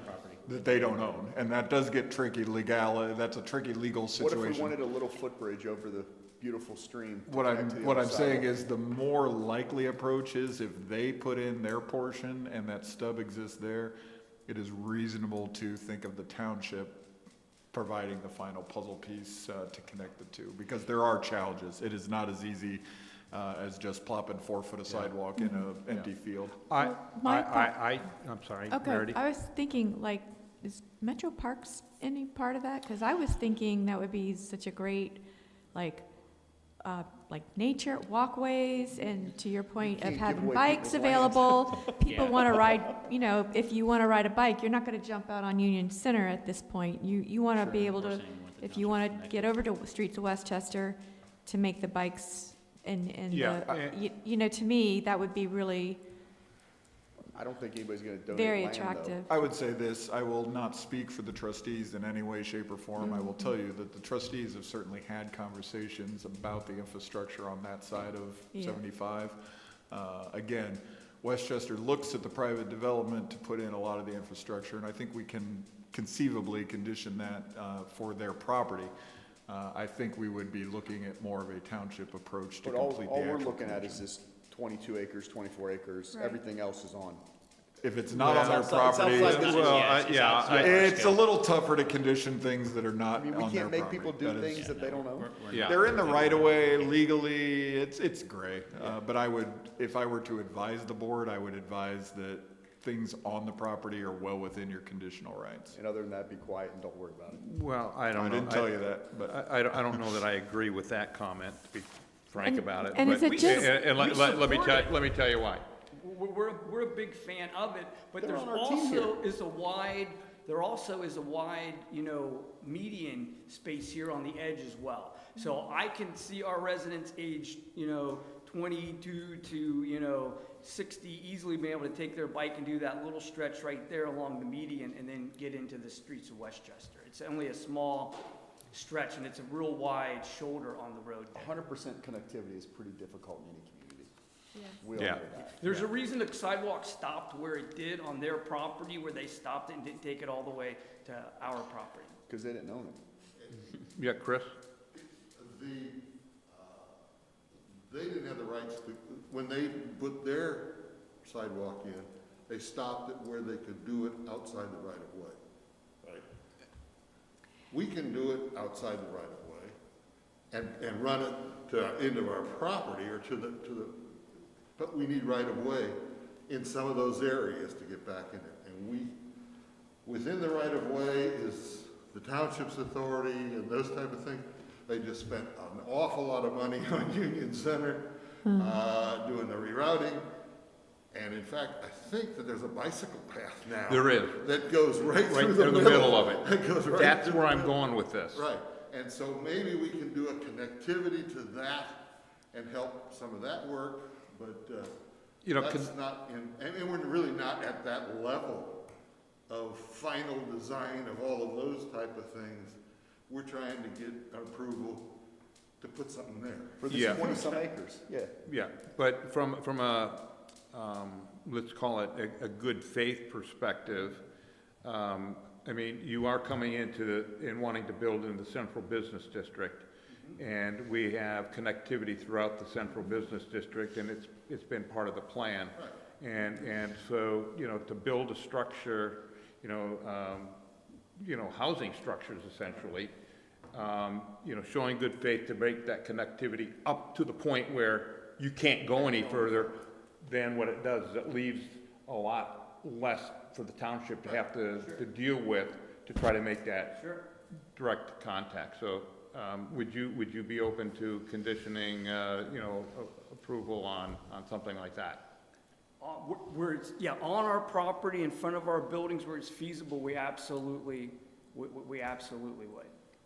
But then from there on, That's outside their It's control. outside your, We may need help getting into the right of way, along the berm, along that type of thing, to be able to do it. And I will say, again, I condition, I'm not a trustee and I'm not speaking for them. I will say that that would not shock them to have that type of proposal for a small connection. They've discussed these and this development, the development to the north. The key is getting the approval to do this, get them on board, and then the trustees and everybody can do what they can do. If I were to offer opinion, which I'm loath to do normally, sometimes, I think Mr. Simmons is correct, Chairman is correct, that the more that they can chunk out, the less the township has to do. That is in line with our historical development expectations. exactly. Okay. Okay. And it's just one, I'm sorry, Randy, it's just one entrance, correct? Can you pull that up? It's just one entrance, right? One in, one out? Correct. We have one entrance into, let me pull up the bigger one. We have one entrance, but it's actually double, it's extra wide. So we've got entrance in and the entrance out. And that's something that we've done also to aid the fire department in case they have to have access. So they have double wide in and double wide out, as well as the emergency access, and we've lined it up the lights. So the light's already there, the lights are already there. We just got to turn them on and program them to show from this way as well. So it was already, this was already envisioned to be a buildable, developed site. Makes sense. Because the intersection already stubs right into the property with the light, and the lights are already hanging right there. It's like they were thinking about you when they did it. That's it. They're saying, please come build it. If you build it, they will come. Or if they level it.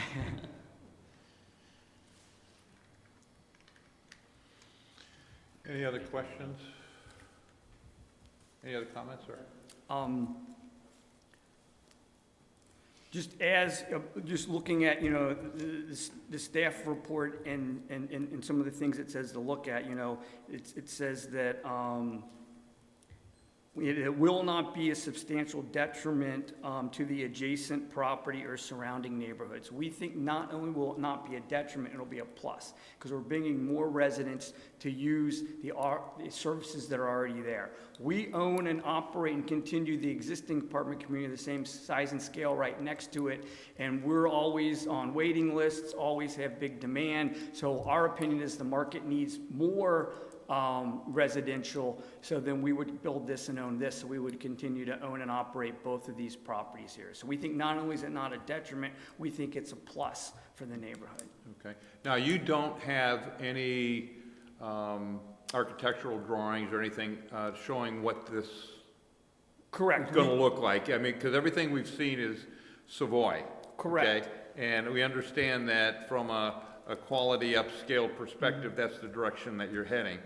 But, I mean, we're being asked to rule on something that we Right. haven't even seen the conceptual drawings on. Right, you see these rectangular buildings here, and you see that L-shaped building with a pool there? Yeah. Okay, here is an L-shaped building at Savoy with the pool right there. Here's a couple rectangular buildings there. This is gonna be 2.0. This is Savoy, this is Savoy 2.0. We're gonna use all brick and hardy plank siding and, and hardy plank panels on the exterior, just like we did, at Savoy. Okay. I don't wanna say this, but it's not gonna be section 8 because the price is gonna be prohibitive to allow that.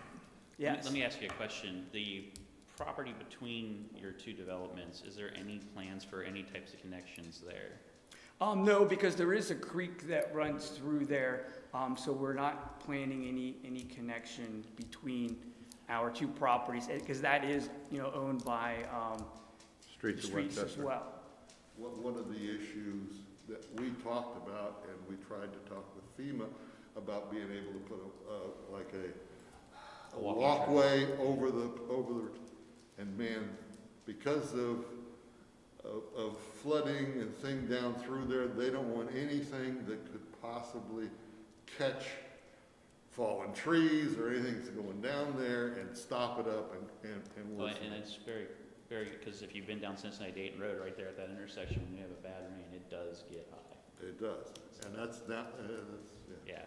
But that's not their fault. No, no, no. Right, and one of the reasons, you know, we could have cut the property line right there. We've negotiated, we have the property line here so that we can preserve all of that creek and tree line in a natural state, so we get, you know, the views and, you know, our residents can walk down through there, you know, and things like that. So we think it's a big positive. So while we're at a downtown location, we also got our own little nature, you know, preserve right here as part of it. And so all of our building is kept up here out of the floodplain. That all is potentially subject to flood, so we're not gonna build any structures or anything down there. But our residents, you know, will have the, you know, the use of that and obviously the view of it outside of the residences, so.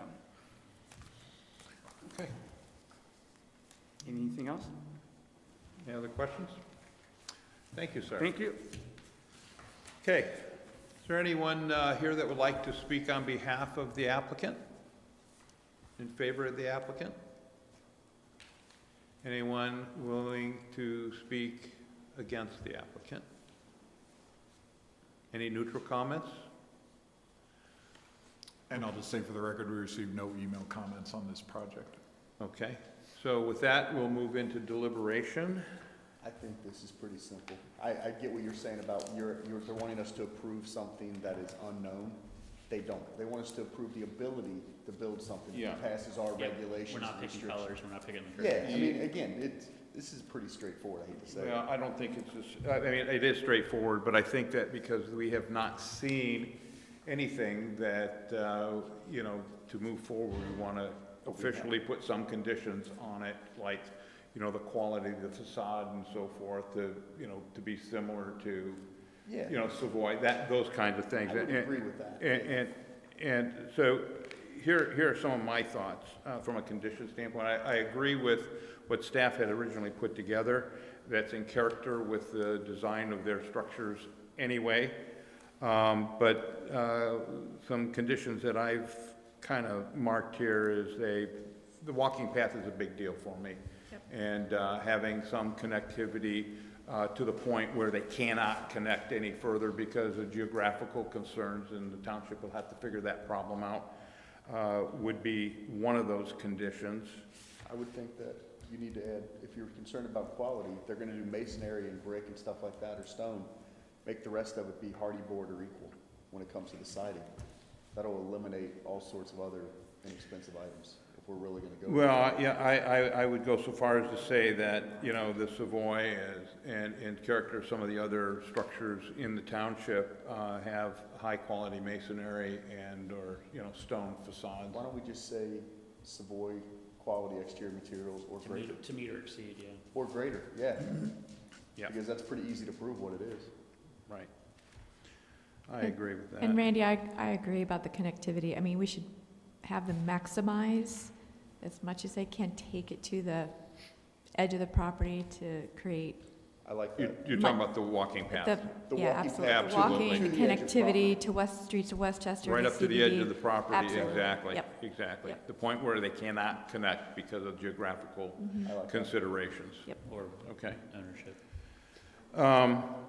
And then the landscaping, we really didn't discuss a whole lot about landscaping. It looks like you're planning on keeping a lot of the stuff kind of natural there, and it looks like there will be some natural barriers, so that's less a concern, I presume. And the first floor is garages. So In it's the gonna first take garage, up- Well, and right. I want to make note of that, the garages are not your typical parking garage. They have a facade where it's got windows. You actually couldn't tell it was a parking garage. unless It you would walked look up like, on it. yeah, but people wouldn't be putting their grills and In stuff essence, what outside the they're doing garage. is it's like downtown Cincinnati, where the whole first floor is retail. The whole first floor here is parking, so the residences don't begin until above, and you can tell where the break is. This is gonna look fine like that. Right, right. Another comment on the facade aspect of it. And I know staff was talking about the facade, the quality of the buildings being along the Union Center Boulevard side primarily, because that's the part you're gonna see. My feeling is that, you know, there's a whole building there. It's not just one side of the building. So make the entire structure high-quality materials all the way around. It's not just just one side. That's why the Savoy are equal. Yeah, the Savoy yeah. is the same way, Yeah. Yeah, And then the other thing that I kind of agreed with is Hold on, what the says- interior streets and parking and says so applicant forth. something? Yeah, We agree with hardy panels and hardy siding would be the minimum. There'll be no pull your vinyl. mic down, please, Okay, sir. we agree with hardy panels and hardy siding would be the minimum. There'll be no vinyl siding anywhere on any of these buildings. However, on the back sides of these buildings, due to, the topography and things that are behind them, we would like to limit how high we go with the brick and have more panels. It's easier to build than building brick on these back sides here. All So the way we would like to have the flexibility, while the minimum will be hardy panels and hardy siding, we would like to not have to put as much brick on the back, only from an installation, it's Well, easier. how are you comparing that then to the Savoy? Isn't Savoy pretty much masonry brick all the way around? No, so, yes, it's pretty much, the mix is pretty much all the way around would be correct. And we would agree to the fronts here, but it's harder to construct it on these backs with the way the topo drops off. And it's harder to install brick. If I may, I want to say something. I appreciate what you're saying. I built on the cliffs downtown Cincinnati on hillsides with brick. It's not ease of installation, it's a price conscious thing. But it's okay. But if I just may- put a little larger footer, you pull the brick up. To the chair's point, we essentially have two conditions. We have a specific number for the buildings that front UCB, that 50% barrier that we've negotiated with the client.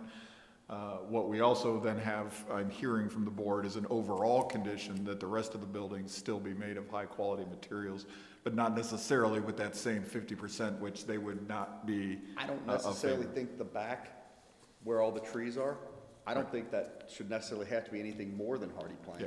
Because One I don't has a think most of those specific are- number condition, and the other has just an overall That's what we're saying, the condition. 50%, though, if we say 50% everywhere, then we'd have to do 50% there. Right. Correct.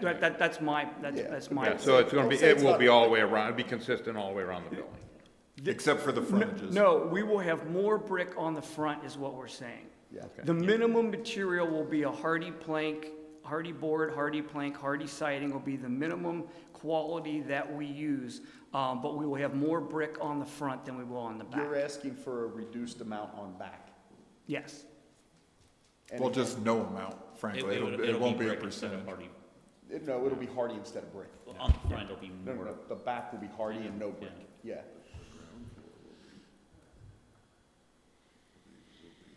But it'll still be quality products. Yeah. It'll still be hardy, and again, I get what I you're think they saying. have Yeah, it. so I think do I. Because it's hidden by the trees, I don't think we have to do masonry on back. Yeah, I mean, I you're not really gonna don't. see, but you're probably gonna see levels maybe 2, but 3 and Right. 4 and 5 from the street anyway. Right. Because of the tree line and We're the talking about the slope. back, we're talking about the back anyway Yeah. that faces. No, from Cincinnati. Cincinnati Dayton, you won't see those Yeah. first You don't see it two. because of the trees. No, I don't. You won't see the first 2 levels from I Cincinnati don't think we Dayton. even have to worry about brick on the backs, to be honest. Anything that faces Can you Cincinnati go to one Dayton, of the I don't think we're gonna have to worry elevations about of that. Savoy? I think it's important to note, I mean, Savoy has some brick, but the hardy plank is it's a high, we consider that, in the zoning department, we consider the hardy plank to be a high-quality product. Because it is, It is. but it doesn't cost as much stone or brick, but Right. it's still a high-quality product. Yeah. So this is kind of like what your thoughts are for this. But no, not on the back, that would, Yeah, see how that's got brick all the way up? yeah. Correct, right. Because they're not gonna see the backs, because it's Yeah. facing Cincinnati Dayton, you Right. got that big tree thing. You're gonna The see squirrels. some of it. The squirrels are gonna see Squirrel it. and deer probably don't care though. That's just me personally. Okay. He might see it in the wintertime. And you know what? Once it's painted, it looks good anyway. I It's mean, good stuff. Okay, so, was there any other comments, sir? That's it, thank you.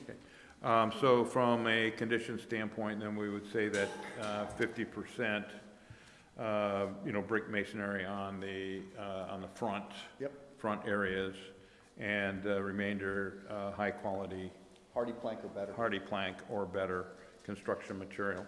Hardy product materials are Yeah. better. Because they make so many different types of materials. Yeah. And then also the interior streets and parking all remain private property Yeah. and all maintained, repaired responsibility of the property owner. Okay, any other comments or thoughts? Any other conditions that we feel would I think, quite honestly, this is gonna add a great deal of Yeah. traffic. This is gonna be a good addition. Yeah, a good addition. It's This gonna will keep people from spur, rolling up to Liberty Center and bring them down here. yeah, hopefully. it'll spur more business and then hopefully spur more Yeah. residents and spur more business. So hopefully it's a good cycle. I agree. Aaron, will you repeat what you have taken down here for So- conditions that we So might one of build us into the can make a motion? motion. So proposed, if someone were to make a motion with these amendments, the amendments would include the 3 conditions as written, would also include condition 4, sidewalks shall be installed on property fronting UCB as owned by the property owner. 5, facilities should meet or exceed those construction items used at Savoy, including hardy plank and masonry where applicable. On the walkways, We got something on there. yeah, I know, No, but it doesn't speak to taking it as far as it will go. Are you We want talking- it to a point where He said the property. connectivity is gonna be township, up Well, to the he township. said property line. The condition was sidewalks shall be installed on the properties fronting UCB as of, that's what I have written. Sidewalks shall be installed on the property fronting UCB. To property. That would imply that on their property, they will have a sidewalk. It'll go to the property line essentially under that. To the property line, okay. And I think we've got to put the condition in there on the backside facing Cincinnati-Dayton. It doesn't have to be 50% brick or masonry. The way it's written is the facility should meet or exceed those items used at Savoy, including hardy plank and masonry without vinyl siding. But the trouble is, on the backside, I don't think it has to be that, because that's where all the trees are. That's what we're trying to avoid, having to make them do all the masonry. We're not saying it has to be built to Savoy. We're saying the No. materials have to be. We're just saying so- that we're So- just trying so if to, we're we trying to put a approve this- framework We're around just the selling quality materials. level. We're of- not putting quality precise. materials. we're talking about the quality level. Okay, so the back, but by reading that, you're not saying they have to run masonry up the back, equivalent to Savoy. That's what we don't want them to have to do, because the whole back on Cincinnati-Dayton Road is gonna almost be invisible. anyway. This condition is specifically just for materials. Just- However yeah. they use them is Okay. per Yeah. their. The only thing we've conditioned on percentages is number 1, where the frontages have the front. brick. Okay, the front on Union Center. Right. Okay. Correct. Is the land that is directly south of the land that we're looking at right now? Can you switch back to my presentation? Okay, I got you. Is that available for development right now? I will state without giving anything away that we have had multiple inquiries on these properties down here, separate owners. It's a completely different owner. We have had substantial interest over the years. So would it make sense then to have sidewalks along the west side of Cincinnati-Dayton Road that would connect into that property at some point, and then? I would say that the intended use for this property is not necessarily in, Residential. no. No? Oh. Okay. You're talking big old boxes there, I'm sorry, I didn't catch big that. old boxes. No more, oh God, no more box. Now, that's what's been, again, that's not, And I don't think we should Set have in to, I don't think we should condition them sidewalking in the entire property. Yeah. No, I'm not saying the entire property, I'm saying that's. I will say this, from a development standpoint, frankly, if you can get their sidewalk to Aviation or Innovation Way, you connect to everything we would want, because there will be a crosswalk across Union Center at that point, and there is sidewalk already in place in this development. I So it's think really up to the property line, up to the west. Up to the west. Up to the and west, If right. you were asking me, and I think the developer as well, I think installing sidewalk here, and I'm a huge proponent of sidewalk, we put them everywhere we can. I think a sidewalk here would be somewhat redundant and not necessary. If anyone wants to go that way, You they'll don't think cross people and wanna They take a cross side- there, You don't yeah. think people wanna take a sidewalk to Cincinnati-Dayton Road and just hang out? Yeah. And they're not buying the Cincinnati-Dayton Road frontage. We are retaining that. Oh, I'm sorry. That- I outlined the site wrong. You're Right. right, it cuts That- here. They are My not bad. buying, Oh, okay. My apologies. we are retaining that and we'll be developing that piece in there. Okay. So I think the way the Yeah. conditions are written is fine. Okay. So. So if I may, do you want to condition it that it is between Aviation or Innovation Way and the western property line for the sidewalk? Or do you want them to continue the entire way? One would be a condition to bring it from here to here, here to here, which would then cross over UCB and use the existing Yeah, sidewalk? I don't think it's necessary, this is my opinion, certainly for. I think discussion here here. you'd I be don't going think to- it- you'd I be don't going think to it- nowhere. Yes, I don't think that's necessary, because we've got that one across the street. I would like it conditioned in there that the back of these that face Cincinnati Dayton Road do not have to have any masonry on them. Because I think the way it's written right now, I agree with the sentiment of the masonry, the brick, and the high-end materials. But if you look at Savoy, it's got all four sides that have brick on it. Yeah, but nobody said anything about Savoy. Well, says right there, It we got- absolutely, it- it says, it says Re- products. re- Actually, just to read that- read clarify, that again. I would say, would it from a condition legal anything? standpoint, it probably passes that much. We're not requiring them to put anything in. We're saying the facilities, the facilities materials should meet or exceed those items used at Savoy, including hardy plank and masonry, without vinyl siding. Yeah. So what we're conditioning is the materials, Mr. quality of Cavens. It's just the masonry or quality that stone. we're Right, but I conditioning, think so. that if we can condition, because again, things get lost in translation. The spirit is they shouldn't have to put up masonry on the back of this, because it's not gonna be seen. We're not conditioning anything. I Is just there think- any There's nothing in this condition that would require them right now to do that. Okay, then if that, I mean, That's- again, Would be, that's what- would be that's- staff, that would be how we would interpret it. That's What how I we're- would interpret What you it. guys have conditioned as per long as the spirit of the proposal. deal is acceptable, I'm okay with Yeah, that. the proposed condition here Because I just don't specifically want them- relates to material, Okay. not where they're going to be. Okay, I'd like to make a motion that we approve this case, I second it. 20-06, with the following conditions as to be recited by Aaron. Aaron, will you please read through those? So we have a motion on the table by Mr. Simmons, seconded by Mr. Cavens, to approve BZA 20-06 HB Acquisitions LLC with the following conditions. Condition 1, those portions of buildings 1 and 5 that face UCB shall be constructed using a minimum 50% high-quality masonry or stone and no vinyl siding. 2, all interior streets and parking areas shall remain private areas for the purposes of snow removal, maintenance, and repair. 3, all installed landscaping maintenance, including those items installed along public right-of-ways, shall remain the duty of the property owner. 4, sidewalks shall be installed on the property fronting UCB between Innovation Way and the western property line. 5, facility materials should meet or exceed those items used at Savoy, including hardy plank and masonry with no vinyl siding. Okay. Roll call, please. Mr. Simmons, Yes. Mr. Cavens, Yes. Mr. Hackney, Yes. Mr. Thomas, Yes. Ms. Glenn, Yes. motion is approved. We look forward to seeing it, guys. Awesome. Now, what I would like to do is actually pass the resolutions at this resolution. time for the two Okay. cases Second we've that. heard. So you each have draft Each individual. resolutions in front of you for both cases.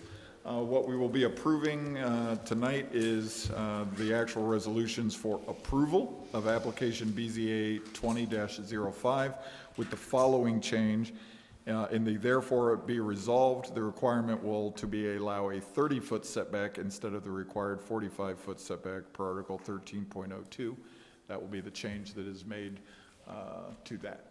Okay, so we can approve that right now. We won't I'll have sign you off on sign it. it You will make, later. I'll sign that at the next meeting. I'll probably mail it to you to sign, just Okay. to get it Okay, done. very good. I'd like to make a motion then that we approve resolution for the application BZA 2005. And that Second. is for Karen L. Adams with the changes that were agreed to. I second that. Meredith beat you to it. Yeah, I did. I mumbled behind my back.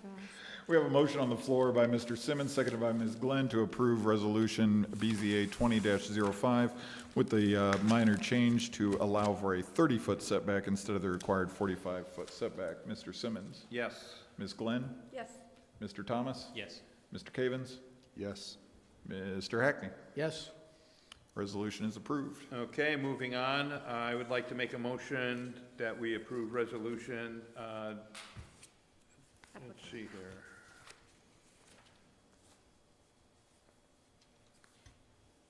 It says deny, okay, this was from last You each week. have a Where's the denial and other- an where's the approval. I other don't resolution? make assumptions on how you'll vote. Yeah, so 2006 would be, so I'd like to make a motion that we approve resolution 2006 And I will read the conditions in. Say again? I'll read the conditions in again, just With because the the resolution is right. a legally binding document.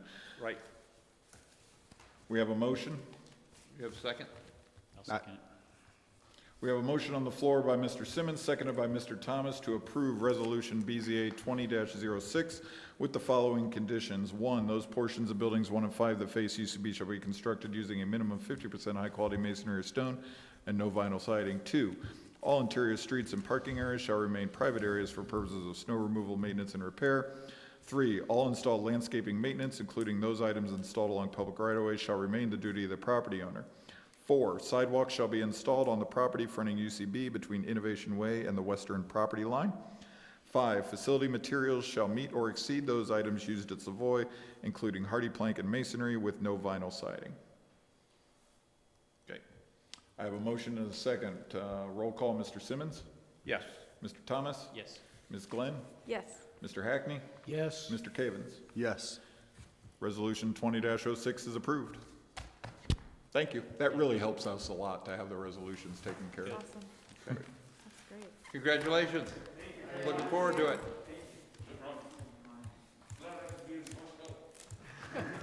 Now we're out of here, right? Enjoy the overtime.